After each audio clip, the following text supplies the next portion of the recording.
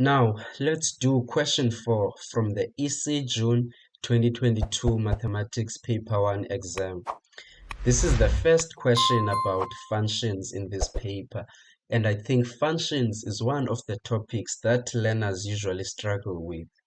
And it's quite important because it contributes significantly towards the total marks.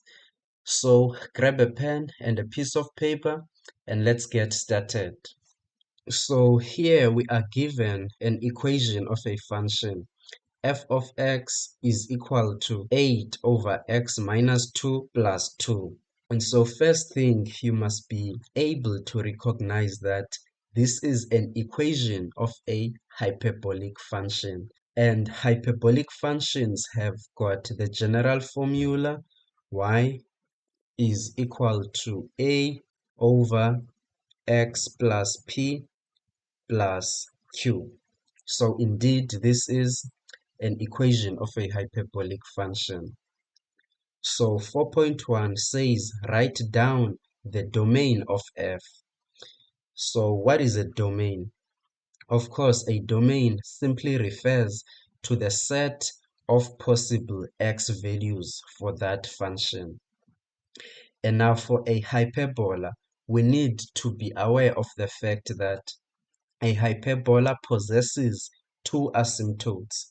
We've got a vertical asymptote, which is given by the line x is equal to negative p, this p, and a horizontal asymptote, which is described by the line y is equal to q, this q, okay? And now asymptotes are lines that the graph of a function can approach but never meet or touch. So this is important now when writing the domain and even the range of a function, because now in the domain and also the range of a function, we need to make some restrictions based on these lines. So to answer 4.1, we know that the domain would be given by x is an element of real numbers.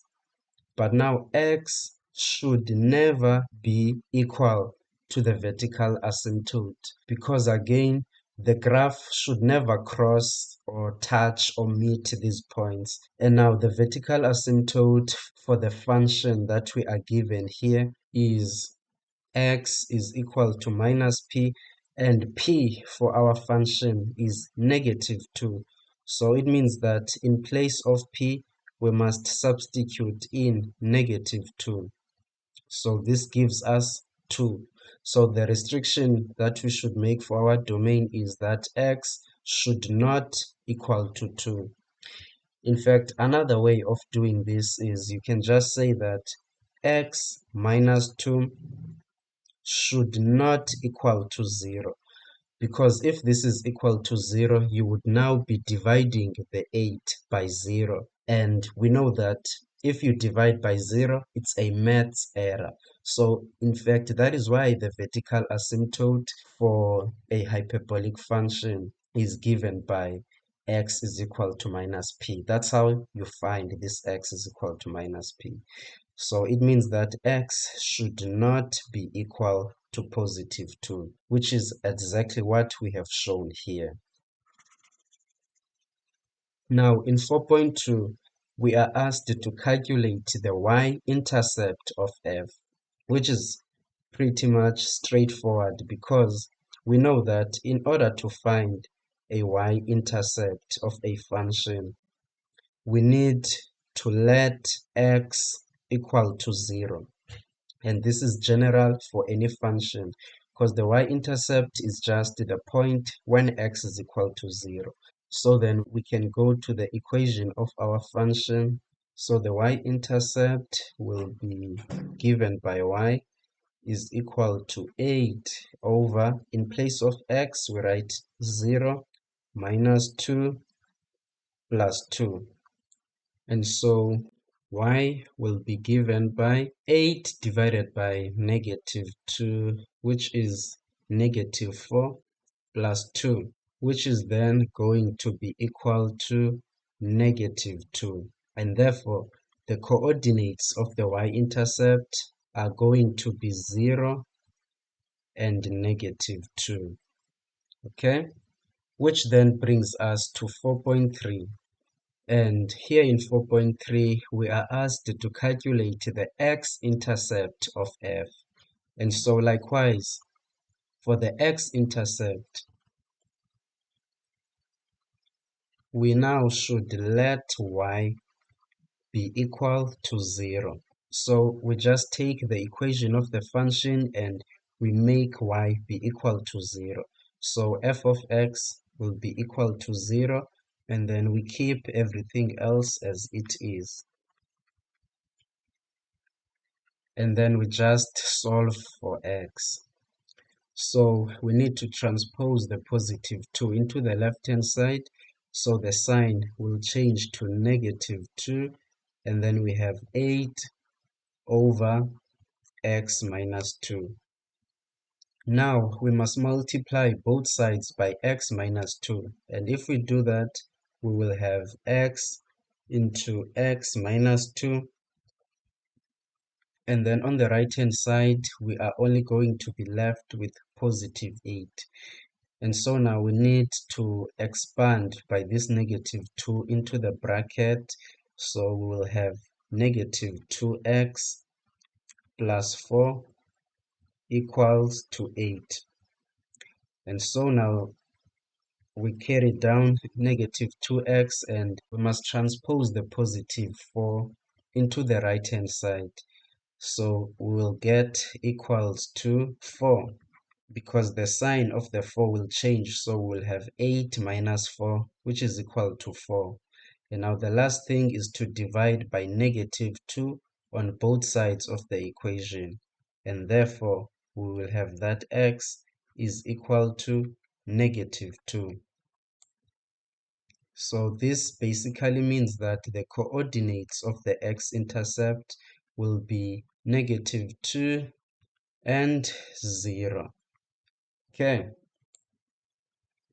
Now this brings us to 4.4, and here we are asked to sketch the graph of f, clearly indicating the coordinates of the x and y intercepts as well as the asymptotes.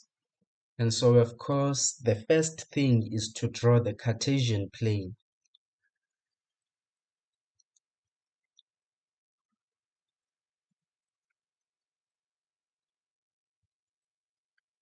So these are our y-axis and these are our x-axis. So we are asked to indicate the coordinates of the x and y intercepts. And in the previous questions, we had already worked these coordinates out. So we found that the coordinates of the y-intercept are 0 and -2, and the coordinates of the x-intercept are -2 and 0. So we can go ahead and plot these values in the Cartesian plane. So let's say this is -2 and this is also -2. So this means that the y-intercept will be given by this point. So let's also indicate the coordinates 0 and -2. And likewise, for the x-intercept, this is where it will be. And we know that the coordinates are -2 and 0. And now we need to also show the asymptotes. And as we had already discussed in the beginning, the vertical asymptote is given by x is equal to -p. And as we had concluded, for f of x here, this vertical asymptote will be given by the line x is equal to 2. Hence, we made the restriction x is not equal to 2 for the domain. And now the horizontal asymptote is very straightforward. It's just given by the line y is equal to q. So for f of x, q is equal to 2. So it means that the horizontal asymptote will be y is equal to 2 as well. So we can go ahead and indicate these asymptotes in the Cartesian plane. So let's say this is the point where x is equal to 2, and this is the point where y is equal to 2. So for the vertical asymptote, we can just take our ruler and indicate it by a dotted line, which is going to pass through x is equal to 2.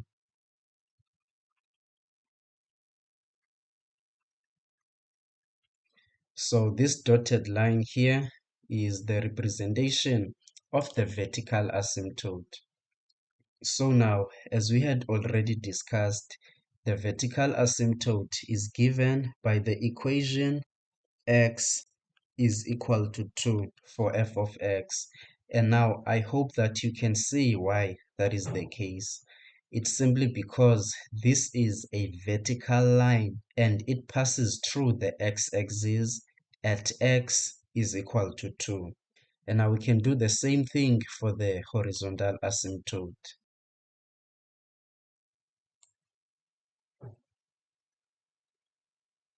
So we just draw a dotted line which is going to pass through y is equal to 2. So there it is. And likewise, as we had already discussed, this line here will be described by y is equal to 2. And it's called a horizontal asymptote because it is a horizontal line, so it passes through the y-axis. And for this function, at y is equal to 2.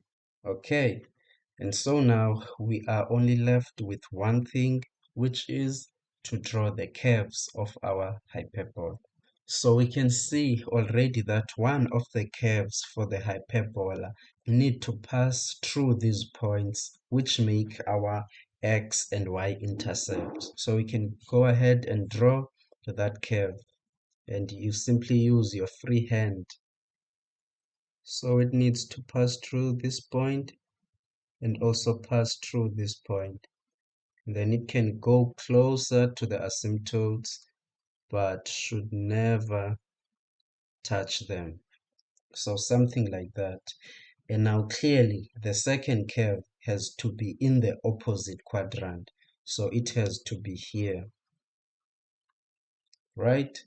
And in fact, if you are unsure about the quadrants to which you should draw the two hyperbolic curves, you can consult the equation of the function.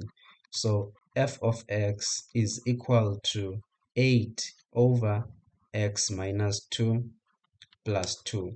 Here the important value is the value of a. So for this, we see that a is greater than 0.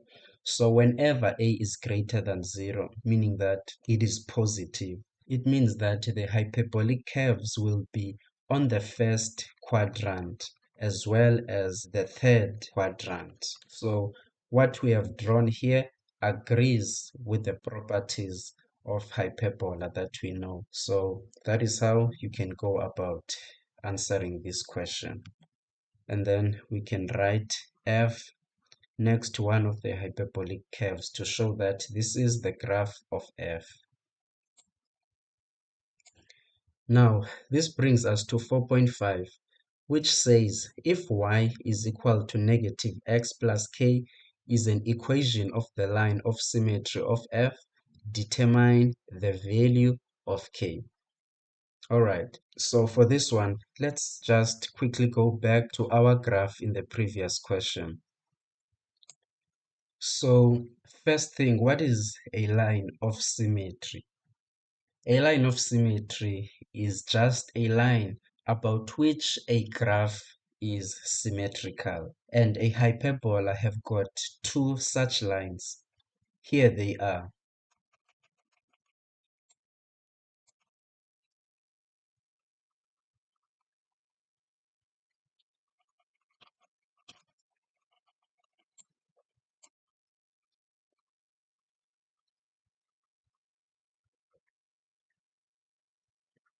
So these two dashed lines are just a sketch of these two lines of symmetry for this hyperbola. And of course, it's just a sketch, so they are not accurate, okay? And these are lines of symmetry because if we look into this one first, this line here, it divides the hyperbola into two halves, which are mirror images of each other. And likewise, this other line also cuts the parabola into two halves, which are mirror images of each other. So these are the two lines of symmetry for this hyperbola. And the one that they want us to find an equation for here, we see that it has a negative gradient.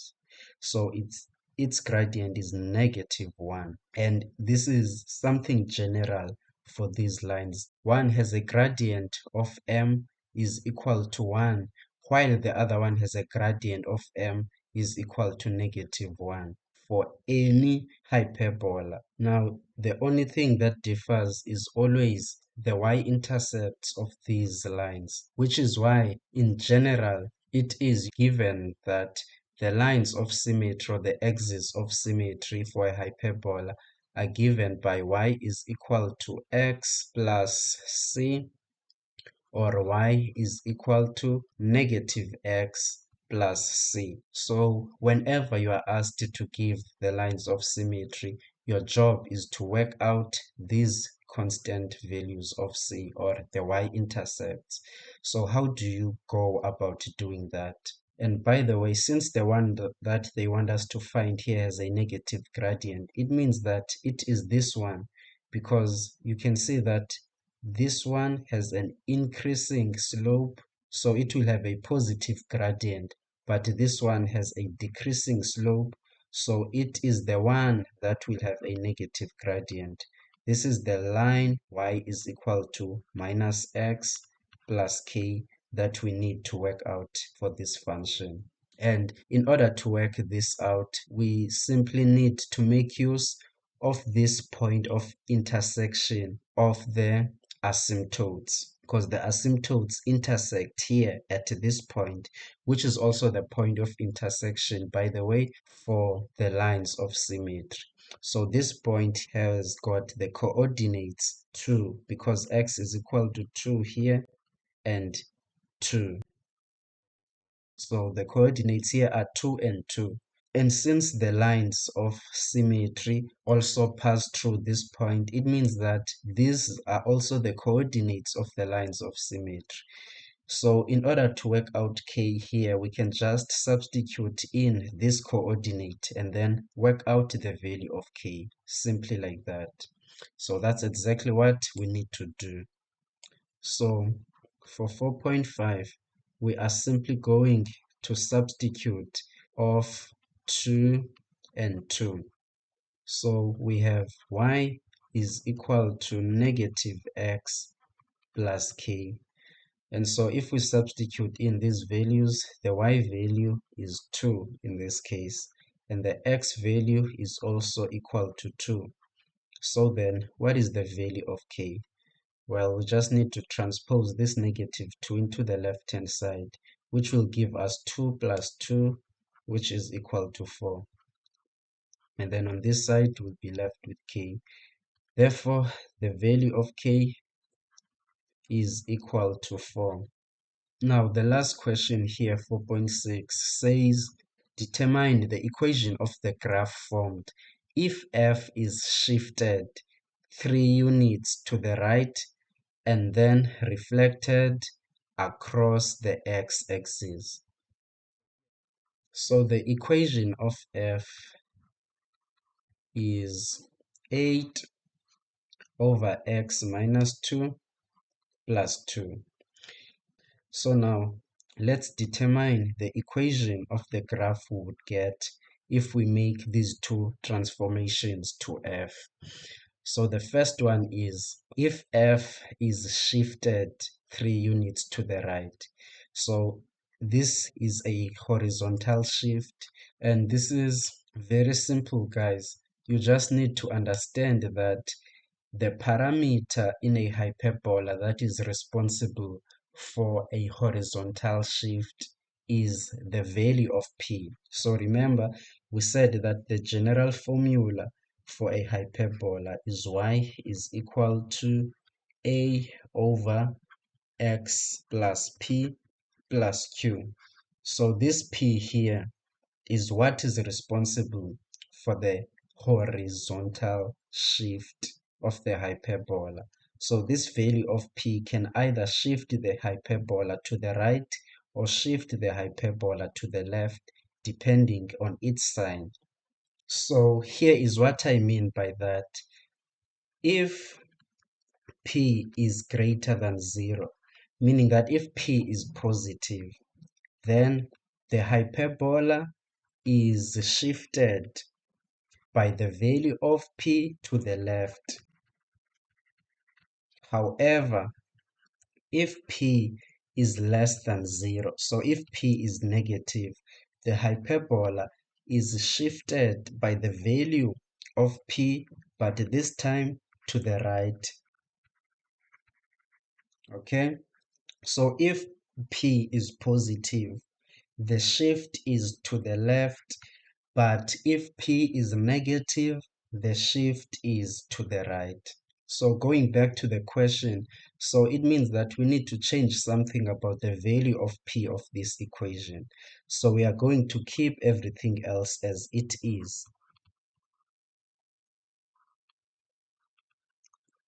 But now we need to do something to change the value of P here so that we take into account of this shift. So we want to shift the graph of f 3 units to the right. We want to shift it to the right. So a shift to the right means a negative value of P. So since we want to shift it 3 units, it means that we must minus with 3 here. Okay, so that's all that you need to do in order to take into account of this shift to the right. However, if we wanted to shift it to the left, it was going to be positive 3 that we are adding here. Okay, but so for this question, we are simply going to write negative 3 here. So the final equation is going to be y is equal to 8 divided by x, and then minus 2 minus 3 is minus 5 plus 2. But we are not done because so far we've only taken into account the shift of 3 units to the right. Now, the second transformation that we need to make is to reflect this graph across the x-axis. So what does that mean? So in general, if you have got a graph, and it doesn't matter what type of a function it is, if you reflect a graph about the x-axis, you simply need to go to the equation of that graph and make y negative. Alternatively, if you want to reflect a graph about the y-axis, you go to the equation of the graph and you just make x negative. So it's a straightforward thing like that. So here, this is the equation that we have. So in order for us to take into account this transformation of reflecting across the x-axis, we just go into the equation that we have and we make y negative.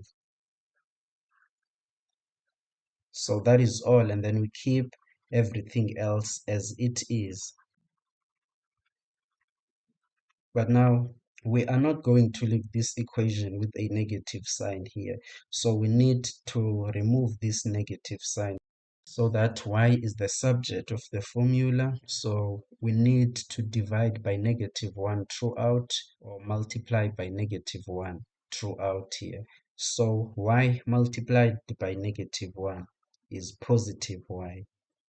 And then 8 over x minus 5 multiplied by -1, we are going to have -8 over x minus 5. And then positive 2 multiplied by -1 will give us -2. So that is how we can reflect the graph of f about the x-axis. You want to reflect about the x-axis, you just make y negative. And like I said, if we wanted to reflect it about the y-axis, we were going to make x negative. So this would be the equation of a graph of f if we shift it to the right 3 units and then reflect it about the x-axis. So I hope you understood this question, but if there is anything that you do not fully understand here, please feel free to let me know in the comment section below. See you on the next one.